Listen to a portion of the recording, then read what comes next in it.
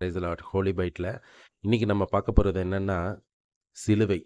வீடுகளில் சிலுவை. இதை பற்றி தான் இன்றைக்கி நம்ம மெயினாக பார்க்க போகிறோம்.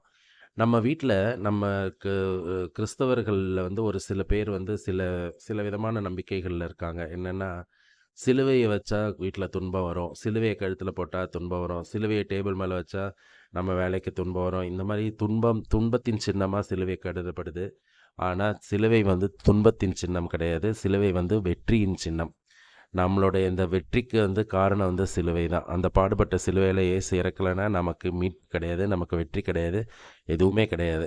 இதை உணராத நாம் வந்து சிலுவையை வந்து வீட்டில் வைக்கிறதுக்கே நிறைய பேர் தயங்குறோம்.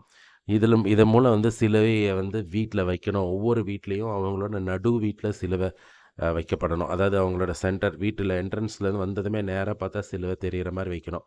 அது எவ்வளோ மகிமையானதுன்றதை வந்து நாம் சொல்லணும். சிலுவை வைக்கிறதுக்கு முக்கியமான 5 காரணங்கள் என்னன்னு சொல்லப்படுதுன்னா, ஒன்று வந்து சிலுவை தியாகத்தின் சின்னமாக கருதப்படுது.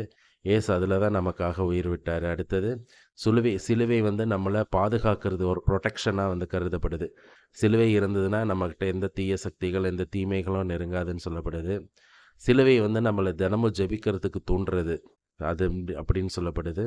சிலுவை வந்து நம்ம குடும்பத்துக்கும் நம்மளுடைய சார்ந்தவர்களுக்கும் வந்து ஒரு கல்வி கற்பிக்கிற ஒரு பாடம் கற்பிக்கிற ஒரு பொருளாக வந்து கருதப்படுது. எப்படின்னா, நம்ம தினமும் சிலுவை அடையாளம் வரைகிறது, சிலுவையை பற்றி தியானிக்கிறது, இதுக்கெல்லாம் வந்து இந்த சிலுவை உடந்தையாக இருக்குது. ஒவ்வொரு கிறிஸ்தவர்களும் வந்து இந்த சிலுவை அடையாளத்தை தினமும் வரைஞ்சிட்டு தான் வீட்டை விட்டு வெளியே போகணுன்னு சொல்லப்படுது.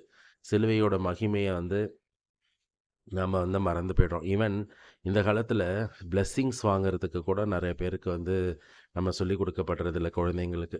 நிறைய பேருக்கு வந்து போய் ஹாப்பி பர்த்டே விஷ் பண்ணிட்டு போயிடுறோம். ஆனால் அந்த காலத்தில் என்னோடய சின்ன வயசில் ஒவ்வொரு பெரியவங்ககிட்டையும் சிலுவை வாங்குறதா சொல்லப்படுது. பல பெரியவங்ககிட்ட ஆசீர்வாதம், சிலுவையின் மூலமாக ஆசீர்வாதம் பெற்றதுனால தான் நாங்களாம் இன்றைக்கி கடவுள் புண்ணியத்தில் ஓரளவுக்கு நல்லா இருக்கோம். அதனால் நம்ம இப்போ இருக்கிற குழந்தைங்கக்கிட்டையும் தன்னுடைய பெரியவங்கக்கிட்ட வந்து சிலுவை வாங்கணும், அவங்கக்கிட்ட பிளெஸ்ஸிங்ஸ் வாங்குங்கன்னு சொல்லி கொடுக்கணும். நாமளும் அதை செஞ்சு காட்டணும்.